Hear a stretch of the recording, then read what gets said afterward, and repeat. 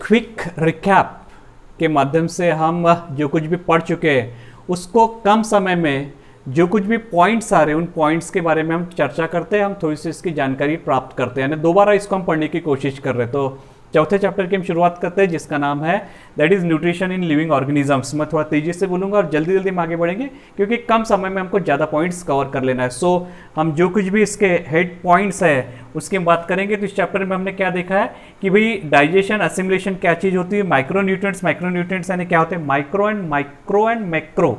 Okay, then autotrophic nutrition क्या होता है, हेटरोट्रॉपिक न्यूट्रिशन क्या होता है, फोटोसिंथेसिस क्या होता है और कीमोसिंथेसिस क्या होता है, इसके बारे में जानकारी प्राप्त कर लेना। साथों साथ हमको ये भी देखना है कि इसमें ट्रांसपोर्ट सिस्टम प्लांट्स में क्या होती है और नाइट्रोजन फिक्सेशन यानी क्या होता है, इन सब की हमको जानकारी प्राप्त कर लेना है। सबसे पहले हम देखेंगे कि न्यूट्रिशन यानी क्या। तो हमारे शरीर के लिए जितने भी घटक आवश्यक घटक होते हैं वो घटक लेने के बाद हमारे शरीर के लिए जो भी एनर्जी ऊर्जा चाहिए वो ऊर्जा मिलती है। साथ ही यदि उससे हमारी शरीर निर्मित यदि हो रही है तो हम उसे कहेंगे न्यूट्रिशन। अब इस न्यूट्रिशन के दो प्रकार यहाँ पर पाए गए हैं, एक तो दैट इज ऑटोट्रॉपिक न्यूट्रिशन और दूसरा हेटरोट्रॉपिक न्यूट्रिशन। उसके पहले हम ये जानकारी प्राप्त कर लेंगे कि भाई जो कुछ भी हम खाते हैं उसका डाइजेशन हो जाने के बाद उसका जो कुछ भी हिस्सा बच जाता है उससे हमको एनर्जी मिलती है और जो कुछ भी हिस्सा बच जाता है वो फिर से एक बार असिमुलेटेड हो जाता है। और असिमुलेटेड होने का तात्पर्य ये है कि उससे हमारे शरीर के लिए जो भी आवश्यक घटक हमारे शरीर की जो निर्मित है वो निर्मित उससे हो जाती है। अब ये निर्मित होते समय हमें दो प्रकार के घटकों की आवश्यकता होती है। एक तो हमको भारी मात्रा में चाहिए वो होते हैं मैक्रोन्यूट्रिएंट्स और थोड़ी मात्रा में लेकिन बहुत आवश्यक होते हैं वो यानी होते हैं माइक्रोन्यूट्रिएंट्स। अब माइक्रो का अर्थ ही होता है बड़ी मात्रा और माइक्रो का अर्थ होता है छोटी मात्रा। अब बड़ी मात्रा में हमको चाहिए वो होते हैं कार्बोहाइड्रेट्स, प्रोटीन्स, फैट्स। इनको बड़ी मात्रा में ज़्यादा मात्रा में आवश्यक होते हैं। हमारे खाने में वैसे भी हम दाल चावल रोटी सब्जी ज़्यादा लेते हैं, है ना। लेकिन कम मात्रा में जो चाहिए वो चाहिए मिनरल्स एंड सॉल्ट्स, विटामिन्स। इनकी जो मात्रा है ये कम होती है, इसलिए हम इनको कहते हैं माइक्रोन्यूट्रिएंट्स। हालांकि माइक्रोन्यूट्रिएंट्स भी उतने आवश्यक है जितने कि मैक्रोन्यूट्रिएंट्स, उनकी मात्रा कम चाहिए। इसका मतलब ये नहीं कि हम अपने मन मर्जी से कुछ भी किसी भी प्रकार के विटामिन जो है वो बगैर डॉक्टर की सलाह से हम लेते रहे, ऐसा भी करना उचित नहीं होगा। उसके बाद मैं ये बात बोल रहा था आप लोगों को कि न्यूट्रिशन के दो यहाँ पर मोड्स पाए गए, एक तो दैट इज ऑटोट्रॉपिक न्यूट्रिशन और दूसरा होता है हेटरोट्रॉपिक न्यूट्रिशन। ऑटोट्रॉपिक न्यूट्रिशन यानी वो सभी हरी वनस्पति या green plant that can prepare their own food in presence of sunlight, that is autotrophic mode of nutrition. लेकिन इन ग्रीन प्लांट्स के ऊपर जो अदर एनिमल्स या ऑर्गेनिजम्स जीवित रहते हैं, डिपेंड रहते हैं, that is mode of heterotrophic nutrition. वो हो गया हेटरोट्रॉपिक मोड ऑफ न्यूट्रिशन। अब ये दोनों के बारे में सबसे पहले हम देखेंगे ऑटोट्रॉपिक मोड ऑफ न्यूट्रिशन और उसमें भी जो प्रोसेस आती है वो आती है फोटोसिंथेसिस। अब फोटोसिंथेसिस में एक शब्द और जोड़ता है दैट इज कीमोसिंथेसिस। कीमोसिंथेसिस और फोटोसिंथेसिस में क्या डिफरेंस है इसकी हम बात थोड़ा सा आगे करते हैं। पहले देखते हैं फोटोसिंथेसिस। शब्द के रूप में यदि देखा जाए तो फोटो का अर्थ होता है लाइट और सिंथेसिस का अर्थ होता है टू जनरेट, निर्माण करना, तैयार करना। यानी लाइट की सहायता से सूर्य प्रकाश, सूर्य किरणों की आवश्यकता नहीं होती, सूर्य प्रकाश की आवश्यकता है। सूर्य प्रकाश की उपस्थिति में हरी वनस्पतियाँ, वनस्पति का हरापन किस लिए होता है क्योंकि उसमें क्लोरोफिल नामक घटक पाया जाता है। क्लोरोफिल नामक घटक की वजह से उनमें हरापन होता है। यानी क्रोटन जैसी वनस्पति जिसमें हरापन दिखाई नहीं दे रहा है लेकिन क्लोरोफिल यदि है तो उसमें भी फोटोसिंथेसिस होगा। वो फोटोसिंथेसिस होने के लिए green plants in presence of sunlight absorb carbon dioxide from the air. अब हवा में से कार्बन डाइऑक्साइड एब्जॉर्ब करने के लिए जो हरी पत्तियां होती है उसमें स्टोमेटा नाम की एक ओपनिंग होती है, उस ओपनिंग के माध्यम से वो हवा में से जो कार्बन डाइऑक्साइड एब्जॉर्ब कर लेते हैं। तो जमीन में से वो जो भी आवश्यक उनके मिनरल, सॉल्ट्स, वाटर वो जमीन के अंदर से एब्जॉर्ब कर लेते हैं और इस माध्यम से कुल मिलाकर लाइट एनर्जी को फूड एनर्जी में यानी केमिकल एनर्जी में कन्वर्ट किया जाता है, दैट इज फोटोसिंथेसिस। इसकी आपको एक केमिकल रिएक्शन मालूम होना चाहिए, that is 6CO2 + 6H2O in presence of sunlight and chlorophyll. C6H12O6 that is glucose, है ना, कार्बोहाइड्रेट के फॉर्म में, और साथ में इवॉल्व आउट होता है दैट इज ऑक्सीजन 6O2। इस प्रोसेस में इवॉल्व आउट होता है। इसे हम ये बोल सकते हैं भाई फोटोसिंथेसिस की वजह से ही जो एक बैलेंस है ऑक्सीजन का वो इस एनवायरनमेंट में बनाया जा सकता है, बनाया जाता है। इसके अलावा फोटोसिंथेसिस जो होते हैं वो सभी प्रकार के पत्तों में ही किया जाता है या पत्तों में ही होता है, ऐसा हम नहीं बोल सकते। जो भी हिस्सा पेड़ का हरा है उन सभी हिस्सों में फोटोसिंथेसिस कैरी आउट हो सकता है। उसके बाद बात आ रही थी कीमोसिंथेसिस के बारे में। हाँ, कीमोसिंथेसिस करा गया था। तो यहाँ पर देखिए फोटोसिंथेसिस, फोटो में शब्द आ गया लाइट और कीमो में शब्द आ गया केमिकल। यानी लाइट की वजह से यदि वनस्पति यदि अन्न निर्मित करती है तो वो हो गया फोटोसिंथेसिस। और किसी कारणवश यदि लाइट वहाँ पर उपलब्ध नहीं है और तो उस समय भी यदि प्लांट्स को फूड की गरज है, आवश्यकता है, तो उस समय केमिकल्स की सहायता से, अलग अलग प्रकार के केमिकल्स की सहायता से भी अन्न निर्मित हो सकती है या की जाती है। उस प्रोसेस को कहा जाता है दैट इज कीमोसिंथेसिस। यानी यहाँ पर इन अब्सेंस ऑफ लाइट जो फूड, दोनों फूड प्रोसेस, दोनों में फूड निर्मित तैयार हो रहा है, अन्न निर्मित हो रही है, लेकिन यहाँ पर लाइट की उपस्थिति में हो रही है, तो यहाँ पर अन्न निर्मित लाइट के बगैर हो रही है, केमिकल्स की सहायता से हो रही है, इसलिए इसको कीमोसिंथेसिस कहा जाता है। अब अगला टॉपिक है that is transportation system in plants. निश्चित तौर पर हम सब लोग जानते हैं कि भाई हमारे घर में जो कुछ भी पानी आ रहा है, वो पानी आ रहा है, नल का पानी, पीने का पानी, उसकी पाइपलाइन अलग है, और हमारे घर में से जो गंदा पानी निकल के जा रहा है उसकी पाइपलाइन अलग है। कि एक ही पाइपलाइन से आता है? नहीं, ऐसा तो हो नहीं सकता है ना। ठीक उसी प्रकार से इन वनस्पतियों में भी कुछ चीज़ें लाने के लिए अलग हिस्सा बना हुआ है, कुछ चीज़ें पहुंचाने के लिए अलग हिस्सा बना हुआ है, इसको हम बोलेंगे कंडक्टिंग टिश्यूज। तो दो प्रकार के कंडक्टिंग टिश्यू यहाँ पाए जाते हैं, एक तो होता है जाइलम और दूसरा होता है फ्लोएम। जाइलम क्या करता है कि जो कुछ भी जमीन के अंदर से मिनरल, सॉल्ट्स, विटामिन या जो कुछ भी आवश्यकता है, वाटर वगैरह, वो सब रूट्स के माध्यम से खींच कर प्लांट्स के हर एक हिस्से तक, यानी एरियल पार्ट्स ऑफ प्लांट, हर एक हिस्से तक के पहुंचाने का काम ये जाइलम नाम के टिश्यू करते हैं। तो फ्लोएम क्या करते हैं कि उस पत्ते में जो कुछ भी ग्लूकोज तैयार हो रहा है, जो कुछ भी फूड तैयार हो रहा है, वो फूड प्लांट्स के हर एक हिस्से तक के पहुंचाने का काम ये फ्लोएम करते रहते हैं। अगला हिस्सा आता है that is biological fixation of nitrogen. जैसे कि आपको मालूम है कि कार्बोहाइड्रेट्स, प्रोटीन्स, फैट्स ये सब तैयार हो रहे हैं, ये सब इनकी आवश्यकता होती है। कार्बोहाइड्रेट्स किन चीज़ों से, किन हम बोल सकते हैं एलिमेंट्स से बने हुए, इसके आपको जानकारी होना चाहिए। तो that is oxygen, hydrogen, night और कार्बन। ठीक है, तो प्रोटीन्स में एक इन तीन तो घटक होते ही है, दैट इज CHO तो पाया ही जाता है ना, कार्बन, हाइड्रोजन, ऑक्सीजन। इसके अलावा नाइट्रोजन नाम की एक चीज़ होती है। यानी इसका अर्थ ये हुआ कि नाइट्रोजन की भी जरूरत प्लांट्स को होती है। नाइट्रोजन यदि नहीं मिल पाए तो पेड़ पौधे की जो पत्तियाँ होती है वो बहुत जल्दी पीली हो जाती है और वो पेड़ से अलग हो जाती है। कुछ दिनों के बाद उसका असर पेड़ के ऊपर भी पड़ता है। अब ये हवा में से नाइट्रोजन प्राप्त कर लेना है, आपको जानकारी होना चाहिए कि 78% जो होता है वो नाइट्रोजन हवा में है। अब भाई जो कुछ भी उपलब्ध है उसके पीछे कोई कारण भी तो होगा। इतनी बड़ी मात्रा में यदि पेड़ पौधे उपलब्ध है तो उतनी ही बड़ी मात्रा में हवा में नाइट्रोजन भी उपलब्ध है। अब वो नाइट्रोजन पेड़ पौधों तक के पहुँचे, इसके लिए भी कोई जरिया है क्या? क्योंकि सीधे तौर पर पेड़ पौधे हवा में से नाइट्रोजन को एब्जॉर्ब नहीं कर सकते। हाँ, यहाँ पर कुछ बैक्टीरिया के नाम दिए गए, जैसे एजोटोबैक्टर जो है वो जमीन के अंदर मिट्टी में पाए जाते हैं। वो बैक्टीरिया हवा में से डायरेक्ट एब्जॉर्ब कर लेते हैं नाइट्रोजन को और मिट्टी में मिला देते, उसके बाद पेड़ पौधे जो होती जड़ें होती है उसको एब्जॉर्ब कर लेती है और खींच लेती है, नाइट्रोजन की पूर्तता उनको हो जाती है। या कुछ जो लेग्यूमिनस प्लांट्स होते हैं जैसे मूंगफली वगैरह, आपको जानकारी है, उसकी जो जड़ें होती है उसमें कुछ विशेष प्रकार के बैक्टीरिया, राइजोबियम नाम के बैक्टीरिया पाए जाते हैं। वो राइजोबियम बैक्टीरिया भी जो होते हैं वो एटमॉस्फेरिक जो नाइट्रोजन होता है उसको एब्जॉर्ब करके सीधे तौर पर उन प्लांट्स को प्रोवाइड कर देते हैं। लेकिन बाकी दूसरे सभी प्लांट्स के लिए सुविधा उपलब्ध नहीं है। उसके लिए क्या होता है, एक दूसरी प्रोसेस है, दैट इज हम बोल सकते हैं एटमॉस्फेरिक फिक्सेशन ऑफ नाइट्रोजन।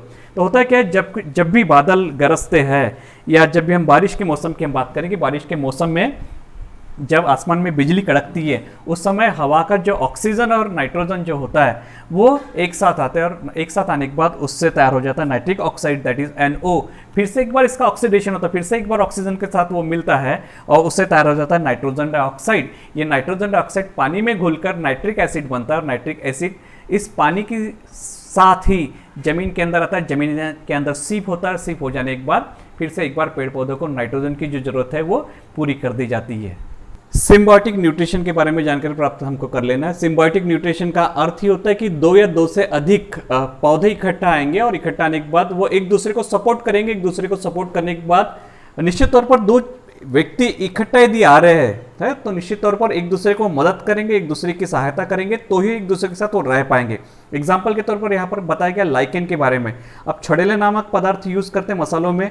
वो छड़ेला जो होता है वो लाइकेन, जो जिसको हम लाइकेन के नाम से जान रहे हैं यहाँ पर साइंस में, वो एग्जैक्टली होता है दो अलग अलग प्लांट्स का मिश्रण। दो अलग अलग प्लांट्स इकट्ठा रह रहे वहाँ पर, और दो प्लांट्स कौन से होते हैं, एक फंगस होता है और एक अलगी। अब फंगस के बारे में कहा गया है तो उसमें निश्चित तौर पर क्लोरोफिल नहीं रहेगा। क्लोरोफिल नहीं रहने की वजह से वो अपना अन्न निर्मित नहीं कर पाएगा। लेकिन यदि अलगी है तो अलगी में हरापन होने की वजह से, क्लोरोफिल होने की वजह से वो निश्चित तौर पर अन्न निर्मित कर पाएगा। लेकिन ये लाइकेन जो पाया जाता है पत्थरों के ऊपर। अब पत्थरों पर पानी कहाँ से आएगा?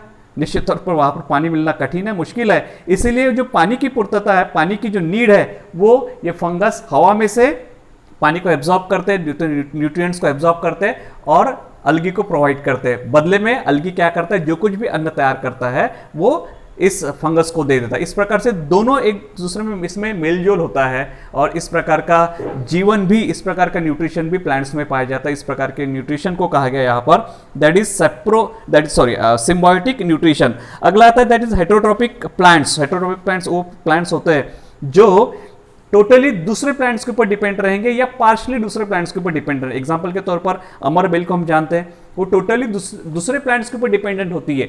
जिस प्लांट्स के ऊपर रहेगी उसी प्लांट्स का पूरा वो न्यूट्रिएंट एब्जॉर्ब कर लेगी, क्योंकि ऑलरेडी उसमें क्लोरोफिल लैक है। क्लोरोफिल नहीं होने की वजह से टोटली वो डिपेंडेंट रहेगी जिस पेड़ पौधे के ऊपर वो रहेगी, और रहेगी उस पेड़ पौधे को, वो उस पेड़ पौधे का पूरा न्यूट्रिएंट जो है वो एब्जॉर्ब कर लेगी और अपना लाइफ साइकिल कंप्लीट कर देगी। यहाँ पर दूसरा एग्जांपल दिया गया लोरेंथस। अब लोरेंथस जो होता है वो पार्शियली डिपेंडेंट रहता है दूसरे प्लांट्स के ऊपर, क्योंकि उसमें क्लोरोफिल होता है और क्लोरोफिल होने की वजह से वो फोटोसिंथेसिस कर पाता है। लेकिन उसकी जो न्यूट्रिएंट्स की, या हम कहेंगे कि वाटर की जो जरूरत है, वाटर मिनरल सॉल्ट की जरूरत है, वो उस जिस पेड़ के ऊपर रहता है उस पेड़ से, उस पेड़ के तने से, टहनी से वो उसको प्राप्त कर लेता है। यानी देखिए यहाँ पर भी वो पार्शियली डिपेंडेंट है। इस प्रकार के पेड़ पौधे जो दूसरे किसी प्लांट्स के ऊपर डिपेंडेंट रहते हैं, हम कहेंगे टोटली या पार्शियली, तो उसे कहा जाएगा दैट इज हेटेरोट्रॉपिक प्लांट्स। अगला हिस्सा आता है वो इंसेक्टिवरस प्लांट्स, और इंसेक्टिवरस प्लांट्स में एग्जांपल के तौर पर यहाँ पर जो दिया गया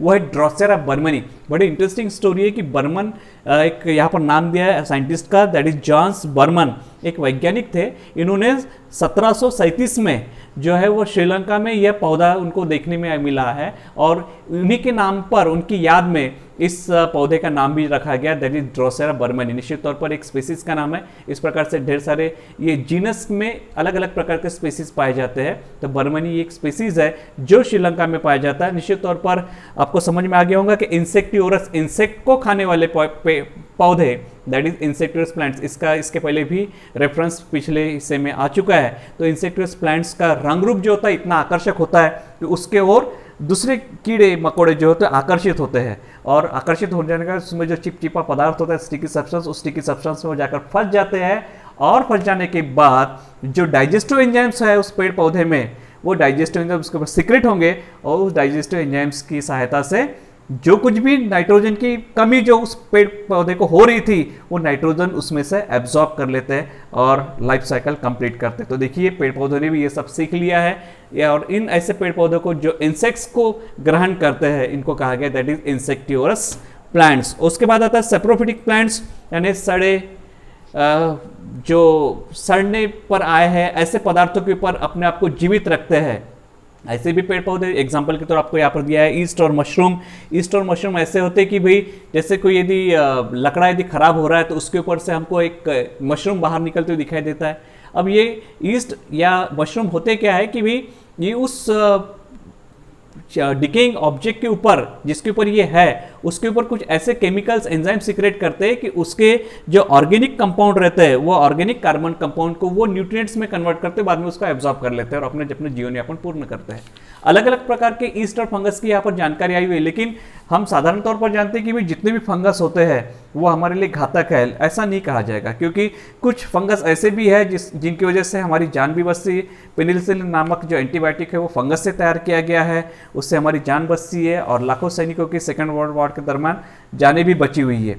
और दूसरी बात फर्मेंटेशन, ये जो प्रोसेस होती है जिसमें इडली डोसा बनाते समय या जलेबी बनाते समय या ब्रेड बनाते समय फर्मेंटेशन, उस समय ईस्ट ऐड किए जाते हैं। ईस्ट भी हमारे लिए इंपॉर्टेंट है, वो भी हमारे लिए यूजफुल है। और एक महत्वपूर्ण बात यहाँ पर बताई गई वो यानी कि भाई मशरूम बारिश के दिनों में आते हैं, जनरली हमने देखा है, हालांकि आजकल तो खेती की जाती है उसकी। इन मशरूम का हमारे खाने में उपयोग होना चाहिए, या मशरूम हमारे खाने में रहना ही चाहिए, क्योंकि that is rich source of proteins and different kinds of minerals and vitamins, so that is also important. हमको देख समझकर उसको अच्छे से समझने के बाद उसको कंज्यूम करने में कोई हर्ज नहीं है। उसके बाद अगला हिस्सा दिया हुआ है यहाँ पर कि अलग अलग प्रकार के न्यूट्रिएंट्स यदि उस पेड़ पौधे में न हो, जिस प्रकार से इंसान को, हमने इसी चैप्टर में हमने देखा है कि इंसान को जिस प्रकार से अलग अलग प्रकार के माइक्रो न्यूट्रिएंट्स की जरूरत होती है, माइक्रोन्यूट्रिएंट्स की तो जरूरत होती है, लेकिन माइक्रोन्यूट्रिएंट्स की जरूरत होती है, और माइक्रोन्यूट्रिएंट्स की वजह से वो स्वस्थ रह पाते। वैसे ही किसी भी पेड़ पौधे में कुछ विशेष प्रकार के माइक्रोन्यूट्रिएंट्स यदि नहीं पाए गए तो वो पेड़ पौधा भी जो होता है उसमें अलग अलग प्रकार के हमको लक्षण दिखाई देते हैं।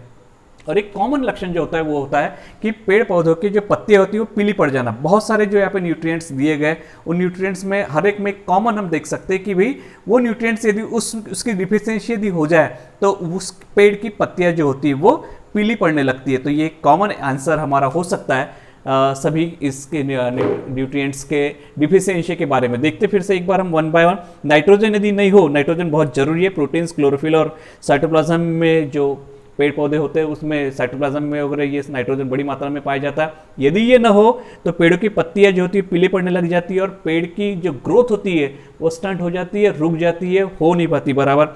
फॉस्फोरस के बारे में ऐसा कहा गया है कि वो लाइट एनर्जी को केमिकल एनर्जी में कन्वर्ट करने में सहायता करता है। यदि ये नहीं पाया गया, फॉस्फोरस धरती में, जमीन में, मिट्टी में नहीं पाया गया तो early leaf fall, that is late flowering and slow growth of roots. अब रूट्स की ही ग्रोथ यदि स्लो हो गई तो निश्चित तौर पर पूरे पेड़ पौधे को इसका असर तो पड़ेगा ही। अगला आता है पोटेशियम। पोटेशियम के बारे में कहा गया कि मेटाबॉलिक एक्टिविटीज में ये हिस्सा लेता है। यदि ये नहीं मिल पाया तो उसका स्टेम जो होता है वीक हो जाता है और कार्बोहाइड्रेट बना नहीं पाएगा। कार्बोहाइड्रेट नहीं बना पाएगा तो निश्चित तौर पर उस पेड़ के ऊपर फल भी नहीं आएंगे। तो आप समझिए यदि किसी पेड़ में यदि फल नहीं आ रहे पेड़ बड़ा हो जाने के बाद भी, तो किस चीज़ की कमी है ये हमको इस टेबल के ऊपर समझ में आ जाएगा। दैट इज पोटेशियम, उसमें कम है ऐसा हम बोल पाएंगे। मैग्नीशियम के बारे में, क्लोरोफिल प्रोडक्शन में ये काफ़ी इंपॉर्टेंट है। यदि ये नहीं मिलता है तो इसमें भी येलोइंग ऑफ लीव्स। एक कॉमन आयरन भी यदि नहीं मिलता है तो इसमें भी येलोइंग ऑफ लीव्स, यानी पेड़ों की पत्तियां जो होती है वो पीली पड़ने लगती है। ये भी क्लोरोफिल बनने में काफ़ी सहायक होता है। मैंगनीज के बारे में कहा गया कि ये production, that is production of main plant hormones. Plants के जो हार्मोन्स होते हैं उस हार्मोन्स क्रिएशन में ये मैंगनीज जो होता है वो काम करता है। यदि ये नहीं रहे तो दैट इज स्पॉटेड लीव्स, यानी उनकी जो पत्तियां होती हैं उन पत्तियों में कुछ अलग अलग प्रकार के दाग, सफ़ेद दाग कुछ ऐसे आ जाते हैं।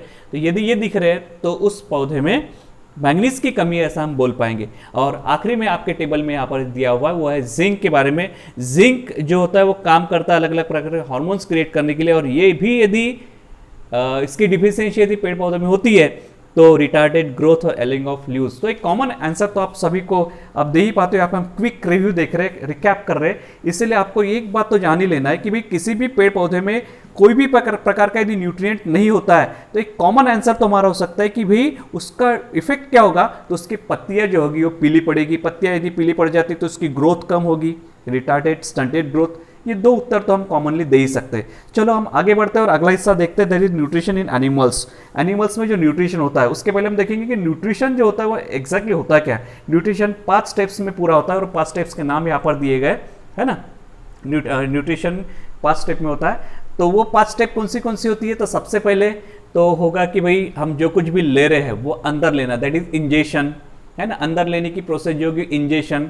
अब जो कुछ भी अंदर चलेगा उसका डाइजेशन होना जरूरी है। सेकंड प्रोसेस है डाइजेशन। अब डाइजेशन होना यानी क्या, तो जो कुछ भी फूड मटेरियल हम ईट कर रहे हैं वो ईट करते समय वो इन ऐसे फॉर्म में होते हैं कि भाई वो ब्लड में एब्जॉर्ब नहीं किए जा सकते। तो ब्लड में एब्जॉर्ब होने के लिए उसको सॉल्युबल फॉर्म में आना चाहिए। तो इनसॉल्युबल सब्सटेंस को सॉल्युबल फॉर्म में कन्वर्ट करने की जो प्रोसेस है दैट इज डाइजेशन। ये डाइजेशन हो जाने के बाद तीसरे नंबर पर आता है एब्जॉर्प्शन, यानी जो कुछ भी डाइजेस्ट हो गया है, डाइजेस्ट हो जाने के बाद वो हमारे शरीर के हर एक हिस्से तक के पहुंचे, और वो पहुंचेगा किस माध्यम से, वो पहुंचेगा हमारे ब्लड के माध्यम से, दैट इज एब्जॉर्प्शन। ब्लड यदि एब्जॉर्ब यदि कर लेता है तो वो हमारे पूरे शरीर में पहुंच जाएगा। चौथा आता है दैट इज असिमुलेशन, यानी पूरे शरीर में पहुंच जाने का, तो उससे हमको एनर्जी आ जाएगी। एनर्जी तो आएगी, साथों साथ हमारी बॉडी की जो ग्रोथ हो रही है या हमारे शरीर में जो कुछ भी बिगाड़ा है उसका रिपेयरिंग, वियरिंग टीयरिंग जो प्रोसेस होती है, वो जो प्रोसेस होती है वो असिमुलेशन के माध्यम से होती है। और आखिरी वाली जो प्रोसेस होती है वो होती है इजेशन। देखिए नाम ध्यान में रखिए आप, इंजेशन, डाइजेशन, इजेशन, वर्ड्स काफ़ी क्लोज एक दूसरे से मिलते जुलते हैं, इसलिए वेरी केयरफुल। इजेशन में क्या होगा, हमारे शरीर में जो कुछ भी वेस्ट तैयार हो रही है, जो हमारे शरीर की किसी भी प्रकार की जरूरत नहीं, उसकी आवश्यकता नहीं है, वो शरीर के बाहर डालने की जरूरत होती है, जरूरी है। वो नहीं डाला गया तो हमारे शरीर पर उसके विपरीत परिणाम होंगे। तो that is removal of waste from our body. ये जो प्रोसेस होती है उस प्रोसेस को कहा गया यहाँ पर इजेशन। तो ये 5 steps are there in nutrition. इस न्यूट्रिशन में 5 अलग अलग प्रकार की स्टेप्स होती है। चलो हम बात करेंगे अब न्यूट्रिशन इन एनिमल्स। एनिमल्स में जो अलग अलग प्रकार के न्यूट्रिशन होते हैं उसकी हम बात करेंगे। तो पहला यहाँ पर जो दिया गया that is holozoic nutrition. Holozoic nutrition के बारे में कहा गया कि भाई एक यूनिसेलुलर एनिमल्स होते हैं। अब यूनिसेलुलर एनिमल्स के बहुत सारे नाम आपको मालूम है, लेकिन उसमें से बहुत ही कॉमन नेम जो आपने काफ़ी पहले से सुना है वो that is amoeba. Amoeba, Euglena, paramecium, ये अलग अलग आपने नाम सुने हैं, जिसमें अमीबा के बारे में आपको बहुत जानकारी है क्योंकि कई बार आपने उसमें पढ़ा है। सूडोपोडिया उसमें पाए जाते हैं कि उसका एक शरीर, निश्चित शरीर नहीं होता, यूनिसेलुलर होते हैं, एक ही सेल में उसकी सभी प्रोसेसेस पूरी होती है, उसमें डाइजेशन होगा, एक्सक्रेशन होगा, सर्कुलेशन होगा, एब्जॉर्प्शन होगा, सभी प्रकार की प्रोसेस एक ही सेल में पूरी होती है। अब एक ही सेल में हो जाने के बावजूद भी वो जीवित रह पा रहा है क्योंकि ये सब उसमें एक ही सेल में ये लाइफ एक्टिविटीज करा लेने की क्षमता है, न्यूट्रिशन की कैपेसिटी है, और इसी की वजह से वो अपनी लाइफ प्रोसेस पूरी कर लेता है। अलग अलग जीव जंतुओं में ये अलग अलग प्रकार से पाई जाती है। जैसे सूडोपोडिया जो होता है, जहाँ कहीं भी उसका फूड पार्टिकल यदि उसको दिखाई दे तो वहाँ पर जाकर वो उसको अपने आप सूडोपोडिया सामने को लेगा और फिर उसको इंजेस्ट कर लेगा, अंदर कर लेगा, अंदर कर लेने के बाद उसका डाइजेशन करेगा, जो कुछ भी एक्स्ट्रा जो बचा हुआ अनडाइजेस्टेड पार्ट है उसको बाहर की ओर धकेल देगा। इस प्रकार से इजेक्शन की और इंजेक्शन की दोनों प्रोसेस उसमें कर लेगा। तो ये हो गया न्यूट्रिशन। लेकिन अलग अलग जीव जंतुओं में ये जो डाइजेशन की या इंजेक्शन की प्रोसेस होती है वो अलग अलग होती है। जैसे हम बर्ड्स देखते हैं, उन बर्ड्स में खाने की पद्धत अलग होती है। यदि हम लेंगे मच्छर की, यदि हम बात करेंगे तो मच्छर करता क्या है कि भाई उसमें इंजेक्शन नुमा, सुई नुमा एक हिस्सा होता है, वो शरीर के हमको चुभोएगा और चुभोने के बाद हमारे शरीर के अंदर का रक्त प्राप्त कर लेगा। आपको मालूम है तितली, मालूम है बटरफ्लाई क्या करता है, उसमें प्रोबोसिस नाम का एक ट्यूबलाइक स्ट्रक्चर होता है। वो फूल के अंदर जाएगा और फूल के अंदर जाकर नेक्टर या जो कुछ भी रस है वो रस ग्रहण कर लेगा और रस ग्रहण करने के बाद वो अपनी जो फूड नीड है वो पूरी कर लेगा।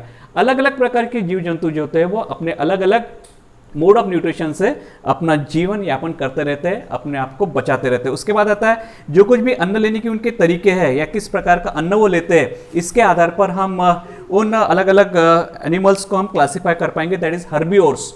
पहला प्रकार आता है उसमें हर्बिवोर्स। हर्बिवोर्स यानी क्या? हर्ब यानी घास, फूल, पत्ते, पेड़, इसको हम हर्ब्स के नाम से जानते हैं। और ओरस यानी खाने वाले। इस प्रकार के हरी पत्तियां या हरे पेड़ पौधों को खाने वाले जो होते हैं उनको हर्बिवोर्स कहा जाएगा। इन हर्बिवोर्स में भी दो नाम यहाँ पर आपको दिखाई देंगे। एक नाम यहाँ पर आ रहा है ग्रेन्यूओर्स और दूसरा आ रहा है फ्रूजीओर्स। अब फ्रूजीओर्स में शब्द छुपा फ्रू यानी क्या? फ्रूट्स को खाने वाले फ्रूजीओर्स, ग्रेन्स को खाने वाले ग्रेन्यूओर्स। बड़े आसानी से हम ये समझ पाएंगे यदि हम शब्दों की ओर ध्यान देंगे तो हरी घास, पेड़, पत्तियां खाने वाले जो भी एनिमल्स होते हैं उनको हम बोलेंगे यहाँ पर दैट इज हर्बिवोर्स। दूसरा नाम आ रहा है वहां पर कार्निवोर्स। कार्निवोर्स यानी फ्लैश। कार्नी का अर्थ होता है फ्लैश खाने वाले, यानी हम ऐसे बोल सकते हैं animals that depend on herbivores. Herbivores के ऊपर डिपेंडेंट रहने वाले एनिमल्स को हम यहाँ पर कार्निवोर्स के नाम से जानते हैं। इसमें भी यहाँ पर आपको इंसेक्टिओरस ये दिखाई दे रहा है। इंसेक्टिओरस यानी इंसेक्ट को खाने वाले एनिमल्स दैट इज इंसेक्टिओरस। तीसरा आ रहा है ओमनिवोर्स। देखिए शब्दों की ओर ध्यान दीजिए, आप बड़े आसानी से आपको समझ में आ जाए। ओमनी का अर्थ होता है दोनों, यानी हर्ब भी खाने वाले और कार्नी, हर्बी और कार्नी दोनों।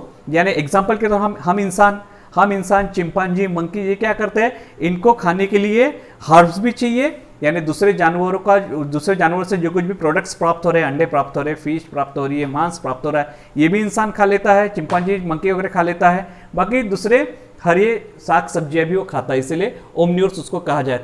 चौथा प्रकार आ रहा है इसमें स्कैवेंजर्स, यानी जो कुछ भी डेड बॉडीज होती है एनिमल्स की, उन डेड बॉडीज के ऊपर भी अपने आप को जीवित रखने वाले, ये निश्चित तौर पर हमारे लिए सहायक होते हैं क्योंकि वो हमारा पर्यावरण, हमारा परिसर शुद्ध रखने का काम करते हैं, स्वच्छ रखने का काम करते हैं। उन्हें कहा जाता है स्कैवेंजर्स। तो स्कैवेंजर्स में एग्जाम्पल आपको मालूम है, कौवा बहुत ही कॉमनली, उसके बाद हाइना जिसको लकड़बग्गा कहा जाता है, और वल्चर्स, ये सब स्कैवेंजर्स में आएंगे। उसके बाद पांचवा प्रकार आता है, उसका पांचवा नाम आ रहा है डिकम्पोजर्स, यानी जो कुछ भी डेड बॉडी के रिमेन्स बच गए हैं उनको डिकम्पोज करने के बाद जो माइक्रो ऑर्गेनिम्स होते हैं वो माइक्रो ऑर्गेनिम्स उसको एब्जॉर्ब कर लेते हैं उसका न्यूट्रिशन, और वो भी अपने आप को जीवित रखते। इस प्रकार से 5 अलग अलग यहाँ पर नाम हमने देखे जो कि उसके टाइप्स ऑफ फूड के ऊपर डिपेंड करते हैं, उनको हम उसके हिसाब से क्लासिफाई कर पाते हैं।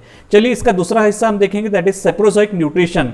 तो some insects, unicellular animals etcetera obtain the nutrients by absorbing the liquid organic material, यानी आपने एग्जाम्पल के तौर पर देखा होगा, आपके घर में जो मकड़ियों के जाले लगे रहते हैं, उन मकड़ियों के जालों में यदि कोई एक हाथ मच्छर यदि फंस जाए तो तुरंत उसके ऊपर वो मकड़ी अटैक करती है, जो कुछ भी पॉइजनस सब्सटेंस उसके अंदर होता है उसमें वो इंजेक्ट करेगी, उसको मारेगी, उसके अंदर का न्यूट्रिएंट जो होता है वो एब्जॉर्ब कर लेगी। इसी प्रकार की अलग अलग प्रकार के जो हम कहेंगे कि बटरफ्लाई हाउस फ्लाइज होती है, चींटियां होती है, ये भी इसी प्रकार का काम करती है। तो इस प्रकार का न्यूट्रिशन होता है वो न्यूट्रिशन कहलाता है सैप्रोजोइक न्यूट्रिशन। और अंत में आता है पैरासिटिक न्यूट्रिशन, पैरासाइट्स यानी टोटली दूसरे जीवों के ऊपर डिपेंडेंट रहने वाले। अब दूसरे जैसे अपने कुत्ते के बारे में कई बार कहा होगा, कुत्ते के ऊपर पिस्सू पाए जाते हैं, या भैंसे गैया वगैरह जो होती है उसके शरीर के ऊपर भी कुछ ऐसे जीव जंतु चिपके हुए रहते हैं। अब वो जो चिपके हुए रहते हैं वो क्या करते हैं, उनके शरीर के ऊपर रहते हैं और शरीर के ऊपर रहकर उनके शरीर के अंदर से उनका न्यूट्रिएंट्स ब्लड के माध्यम से, ब्लड के रूप में हम कह सकते हैं, उसको एब्जॉर्ब कर लेते हैं और अपना जीवन यापन करते रहते हैं। तो इसमें भी दो नाम आ रहे हैं, एक नाम आ रहा है एक्टोपैरासिटिक न्यूट्रिशन और दूसरा नाम आ रहा है एंडोपैरासिटिक न्यूट्रिशन। एक्टोपैरासिटिक न्यूट्रिशन में क्या होगा कि भाई वो तो पैरासिटिक तो ऑलरेडी है ही, क्योंकि वो उसके ऊपर टोटली डिपेंडेंट है, लेकिन यदि जिस जीव के ऊपर, जिस जीव जंतु के ऊपर वो डिपेंडेंट है, उसके शरीर के बाहर यदि रहकर यदि उसमें जो कुछ भी एब्जॉर्ब कर रहे होंगे तो उस प्रकार का न्यूट्रिशन कहलाएगा, दैट इज एक्टोपैरासिटिक न्यूट्रिशन। एग्जाम्पल के तौर पर यहाँ पर दिया गया आपको लाउस, लाउस यानी लाइस यानी जू जिसको आप बोलते हैं ना, लाउस, लाइस का प्लूरल सिंगुलर होता है लाउस। उसके बाद बेड बग्स, टिक वगैरह यहाँ पर दिया गया, पिस्सू जिसको हम बोलते हैं, ये उन जानवरों की जिनके ऊपर डिपेंडेंट रहते हैं उनके बाहर शरीर के ऊपर रहते हैं। अब कुछ ऐसे भी होते हैं जैसे हमारे शरीर के अंदर की जो कृमि जिसको हम बोलते हैं ना, कृमि, आपने कई बार ये शब्द सुना होगा। तो ये जो कृमि होते हैं वो शरीर के अंदर रहते हैं, हमारे अतड़ियों के अंदर चले जाता है। इंसान की अतड़ियों के अंदर नहीं तो दूसरे जो जानवर होते हैं उनके शरीर के अंदर वो प्रवेश कर जाने के बाद एक्टिव होते हैं, अपने आप को रेप्लिकेट करते हैं, उनकी संख्या बढ़ती है। उनके एक नाम है राउंड वर्म्स, टेप वर्म्स, और ये शरीर के अंदर का जो कुछ भी न्यूट्रिएंट उसको एब्जॉर्ब कर जाते हैं। तो दैट इज कॉल्ड, उनको कहा जाता है दैट इज एंडोपैरासाइट्स। और इस प्रकार का जो न्यूट्रिशन होता है उसको हम कहते हैं एंडोपैरासिटिक न्यूट्रिशन। तो इस प्रकार से हमने बहुत ही कम समय में इस चैप्टर को पूरा रिकैप कर लिया है। निश्चित तौर पर इसका आपको फायदा होगा ही। अगले चैप्टर में हम फिर से एक बार मिलेंगे।